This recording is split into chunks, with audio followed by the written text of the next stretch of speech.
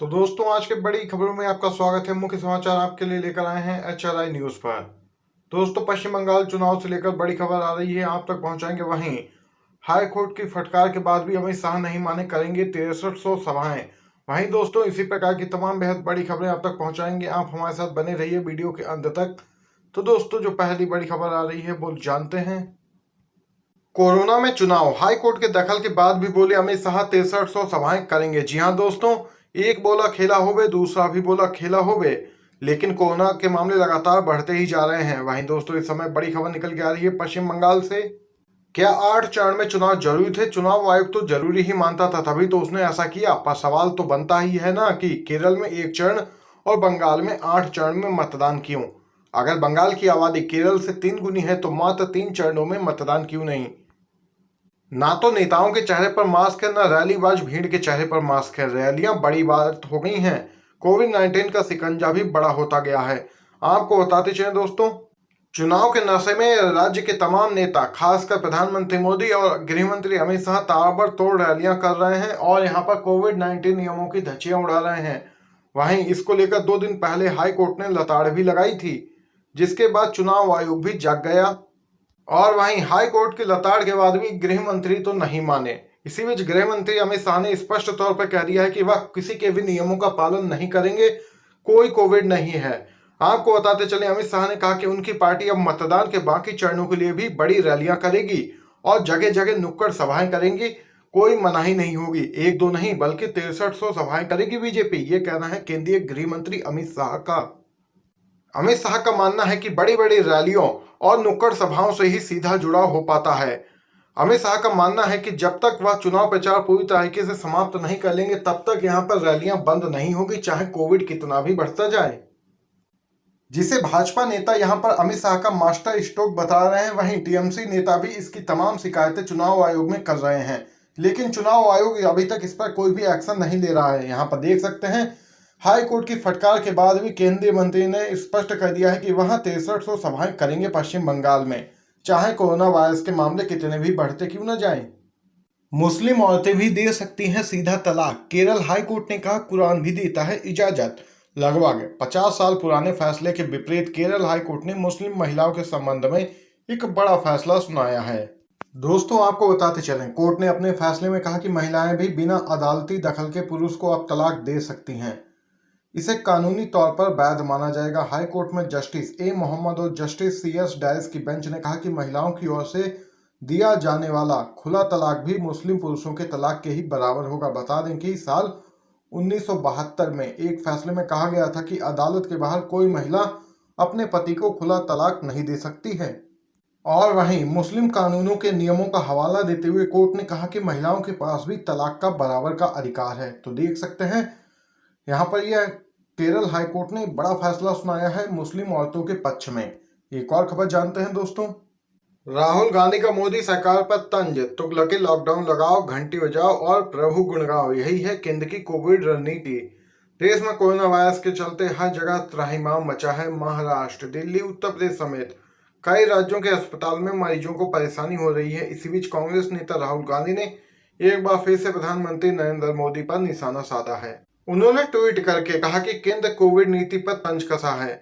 उन्होंने कहा कि केंद्र सरकार की कोविड रणनीति स्टेज 1 तुगलकी लॉकडाउन लगाओ, स्टेज 2 घंटी बजाओ, स्टेज 3 प्रभु के गुण गाओ। इससे पहले राहुल गांधी ने मोदी सरकार पर निशाना साधा था। उन्होंने कहा था कि ना टेस्ट है, ना हॉस्पिटल में बेड, ना वेंटिलेटर है, ना ऑक्सीजन, वैक्सीन भी नहीं है, बस एक उत्सव का ढोंग है PM केयर्स। ये बड़ी खबर निकल के आई है दोस्तों।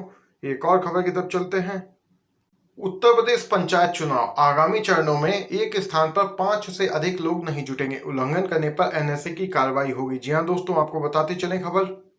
उत्तर प्रदेश पंचायत चुनावों में मतदान के आने वाले चरणों में एक स्थान पर 5 से अधिक लोग नहीं जुट सकेंगे। अगर इस नियम का कोई उल्लंघन करते पाया गया तो उस पर राष्ट्रीय सुरक्षा अधिनियम यानी कि NSA के तहत कार्रवाई की जाएगी। कोरोना के हर दिन बढ़ते नए केस और डेथ रेट में बढ़ोतरी के बाद योगी सरकार ने यह बड़ा फैसला लिया है। अपर मुख्य सचिव गृह विभाग अवनीश अवस्थी ने कहा कि सोशल डिस्टेंसिंग का पालन करना ही होगा। अगर इसके बाद भी कोई चुनाव प्रक्रिया में बाधा पहुंचाने की कोशिश करेगा या नियमों का उल्लंघन करेगा तो उसके खिलाफ NSA के तहत कार्रवाई भी की जाएगी। यहाँ पर ये बड़ी खबर निकल के आई है उत्तर प्रदेश पंचायत चुनाव से संबंधित दोस्तों। इसी के साथ एक और बड़ी खबर जो सामने निकल के आ रही है, हादसा या हरकत, आंदोलन स्थल पर 4 ढांचों में आग, टिकैत बोले पहले से थी इसकी आशंका। दिल्ली की सीमाओं पर केंद्र सरकार के द्वारा पारित किए गए 3 नए कृषि कानूनों के खिलाफ किसानों का आंदोलन पिछले 4 महीनों से भी अधिक समय से अब भी चल रहा है। पिछले साल नवंबर में शुरू हुआ आंदोलन अप्रैल की भीषण गर्मी में भी जारी है। इसी बीच दिल्ली के सिंघू बॉर्डर पर किसानों के लिए बने अस्थायी ढांचे में आग लग गई। सिंघू बॉर्डर पर टेंट में लगी आग पर किसान नेता राकेश टिकैत ने कहा कि इसकी आशंका हमें पहले से ही थी। दरअसल बीते गुरुवार को दिल्ली हरियाणा सिंघू बॉर्डर पर प्रदर्शन कर रहे किसानों के लिए बने 3 से 4 अस्थायी ढांचे आग लगने की वजह से क्षतिग्रस्त हो गए। अचानक लगी आग को देखकर किसानों में अफरा तफरी मच गई और वहां मौजूद किसानों ने किसी भी तरीके से भागकर अपनी जान तो बचा ली। वहीं आग की लपटें फैलती देख आसपास खड़ी ट्राली को वहां से दूर किया गया। इस दौरान किसानों ने कहा कि कुछ असामाजिक तत्वों ने जानबूझकर किसानों के टेंट में आग लगाई ताकि प्रदर्शन कर रहे किसानों का मनोबल तोड़ा जा सके। वहीं राकेश टिकैत ने इसे यहां पर सुनियोजित एक घटना बताया है और कहा कि इसकी आशंका हमें पहले से ही थी कि कोई ना कोई इस तरह का घटनाक्रम अंजाम दिया ही जाएगा।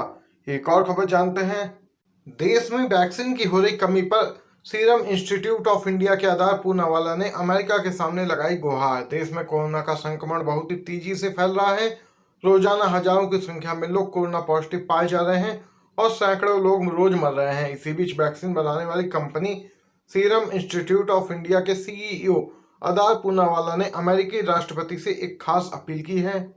भारत समेत कई देशों में कोरोना वैक्सीन की कमी देखने को मिल रही है। इसको लेकर सीरम इंस्टीट्यूट ऑफ इंडिया के सीईओ ने अमेरिकी राष्ट्रपति जो बाइडेन से कच्चे माल के निर्यात पर लगे प्रतिबंध को हटाने की बात कही है। पूनावाला ने कहा कि अगर हम कोरोना के खिलाफ सचमुच गंभीर हैं तो अमेरिका को कच्चे माल के निर्यात पर लगे प्रतिबंध को हटाना चाहिए, जिससे कि वैक्सीन उत्पादन को बढ़ाया जा सकता है। मोदी ने कांग्रेस की जिस योजना को बताया था नाकामियों का स्मारक, अब उसी के सहारे संकट का समाधान खोज रही है बीजेपी सरकार। नरेंद्र मोदी ने 27 फरवरी 2015 को लोकसभा में मनरेगा का माखौल उड़ाते हुए कांग्रेस की नाकामियों का इसे स्मारक बताया था। अब वहीं मनरेगा कोरोना महामारी की वजह से उपजे गंभीर संकट में ग्रामीणों का सहारा बना हुआ है। यहाँ तक कि मोदी सरकार को मनरेगा का बजट तक बढ़ाना पड़ा, क्योंकि मात्र यही एक योजना है जिसके जरिए गांव के लोगों को रोजगार दिया जा सकता है। सरकार को मनरेगा का बजट इसलिए भी बढ़ाना पड़ रहा है क्योंकि केंद्र के पास इसके अलावा कोई ऐसा मजबूत ढांचा या नीति नहीं है जो इतनी बड़ी आबादी को गारंटी के साथ काम दिला सके। दोस्तों, आप सभी यहाँ पर ये स्पष्ट तौर पर देख सकते हैं कि कोरोना संक्रमण से बुरे हालात के बावजूद भी महात्मा गांधी राष्ट्रीय ग्रामीण रोजगार गारंटी यानी कि मनरेगा ग्रामीणों के रोजगार का अब भी सहारा बना हुआ है। एक और खबर की तरफ चलते हैं। पूर्व प्रधानमंत्री मनमोहन सिंह ने 6 एम्स बनवाए, मोदी ने एक भी नहीं, क्योंकि आपने वोट मंदिर पर दिया, अस्पताल पर नहीं। जी हाँ दोस्तों, देश के हर शहर में कोविड अस्पताल बनाने की बातें कर रहे हैं। पूरा 1 साल झक मारी है सरकार ने, पर जरा रुकिए, 1 साल नहीं पूरे 7 साल इस मोदी सरकार ने स्वास्थ्य के क्षेत्र में कोई काम नहीं किया है। इसका सबसे बड़ा उदाहरण एम्स यानी अखिल भारतीय आयुर्विज्ञान संस्थान ही है। मनमोहन सिंह के कार्यकाल में 2011 में एक साथ देश में 6 एम्स बने थे, लेकिन उसके बाद मोदी सरकार ने जितने भी एम्स बनाने की घोषणा की है उसमें से एक का भी काम नहीं पूरा करवा पाई है। खास बात यह है कि इनमें से अधिकांश एम्स बनाने की तारीख अप्रैल 2021 बताई गई थी, लेकिन किसी भी जगह कोई काम पूरा नहीं हुआ है। कहीं तो जमीन ही नहीं मिली है तो कहीं बजट का आवंटन ही नहीं किया गया। लेकिन दोस्तों, जब पब्लिक ने वोट ही मंदिर के नाम पर दिया हो तो एम्स जैसे अस्पताल आखिर मोदी सरकार क्यों बनवाएगी। इसलिए अगर कोविड के इस भयानक दौर में आपको इलाज नहीं मिल रहा है, हजारों लाखों रुपए आपसे निजी अस्पताल वाले लूट रहे हैं, तो वास्तव में आप खुद सोचिए कि आपने अस्पतालों के नाम पर वोट दिया है या मंदिर के नाम पर। बहुत से लोग लिखते हैं कि जनता मास्क लगाने में लापरवाही कर रही है इसलिए वो दोषी है, लेकिन जनता असलियत में है इसलिए दोषी है कि वह सस्ती शिक्षा और सस्ती चिकित्सा सुविधाओं के बारे में अपने जनप्रतिनिधियों से सवाल तक नहीं पूछती। ये बड़ी खबर निकल के आई है, रिपोर्ट के द्वारा ये खुलासा हुआ है। दोस्तों, मोदी सरकार की कार्यशैली किस प्रकार रही है अभी तक। एक और खबर जानते हैं। दीदी भड़की। जी हाँ दोस्तों, 5 माह से कोरोना नहीं था, भाजपा बाहर से लोगों को लाई और फैलाई महामारी। दोस्तों, खबर इस समय की बेहद बड़ी है। आप लोगों के लिए जानना बहुत ही जरूरी है। आपको दोस्तों बताते चलें, पश्चिम बंगाल की मुख्यमंत्री ममता बनर्जी ने एक बार फिर से केंद्र की मोदी सरकार को निशाने पर लिया है। कोरोना महामारी के उग्र रूप धारण करने के बीच पश्चिम बंगाल चुनाव आयोग ने यहां पर सर्वदलीय बैठक बुलाई थी। वहीं टीएमसी प्रमुख व राज्य की सीएम ममता बनर्जी भाजपा पर भड़क गई और उस पर राज्य में कोरोना फैलाने का बड़ा आरोप लगाया। पार्टी की रैली में ममता बनर्जी ने कहा कि 5 महीने से कोई भी कोरोना नहीं था। भाजपा बाहर से लोगों को लाई और उनका कोरोना टेस्ट तक नहीं कराया। जो भी बाहर से आ रहे हैं उनका टेस्ट होना चाहिए। बाहर से लोग आ रहे हैं और कोरोना फैला रहे हैं। यहाँ पर देख सकते हैं दोस्तों, बंगाल में कोरोना पर गरमाई है सियासत। टीएमसी प्रमुख ने भाजपा पर लगाया है कोरोना महामारी फैलाने का आरोप। कुंभ में बवाल, निरंजनी के कुंभ समापन के घोषणा के विरोध में उतरे दूसरे अखाड़े। जी हां दोस्तों, आपको बताते चलें, कोविड-19 के कारण बिगड़ रहे हालात के मद्देनजर निरंजनी अखाड़े द्वारा हरिद्वार महाकुंभ के 17 अप्रैल से समापन की घोषणा किए जाने के बाद अन्य अखाड़े विरोध में उतर आए हैं और इस मसले पर माफी मांगने को कहा है। निर्वाणी अखाड़ा के अध्यक्ष महंत धर्मदास ने कहा कि कुंभ मेले की समाप्ति की घोषणा का अधिकार केवल मेलाधिकारी या प्रदेश के मुख्यमंत्री को है। उन्होंने कहा कि निरंजनी अखाड़े ने बिना किसी सहमति के ऐसा कहकर समाज में अफरा तफरी मचाने का अपराध किया है। देख सकते हैं दोस्तों, यहाँ पर 2 अखाड़े आमने सामने आ चुके हैं कुंभ के समापन को लेकर, क्योंकि लगातार यहाँ पर कोविड-19 के कारण बिगड़ रहे हालात के मद्देनजर यहाँ पर कोरोना फैलने का डर और भी बन गया है। कुंभ के कारण यहाँ पे ये बड़ी खबर निकल के आई है दोस्तों हरिद्वार से। अगली खबर जानते हैं, उत्तराखंड में महाकुंभ को भले ही साधु संतों ने समाप्त करने की घोषणा कर दी हो, लेकिन अब उत्तराखंड में कोरोना कुंभ शुरू होने के लक्षण दिखने लगे हैं। वहीं इसे लेकर अलग अलग अखाड़ों के बीच महाभारत शुरू हो गया है।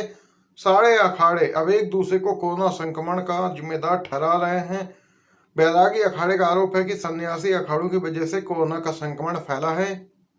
वहीं खबर के मुताबिक निर्मोही अखाड़े के अध्यक्ष महंत राजेंद्र दास ने कुंभ में बढ़े संक्रमण के लिए अखाड़ा परिषद के अध्यक्ष महंत नरेंद्र गिरी को जिम्मेदार ठहराया है।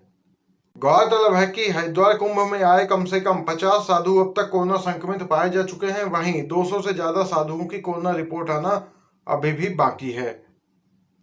इसी बीच हर रोज सामने आ रहे कोरोना केसों की संख्या में भी बढ़ोतरी दर्ज की गई है उत्तराखंड में, और अखाड़े एक दूसरे पर आरोप प्रत्यारोप लगा रहे हैं। दोस्तों, यहाँ पर आज की मुख्य खबरें, बड़ी खबरें आप लोगों ने जानी हैं। अगर आपको ये वीडियो पसंद आया हो तो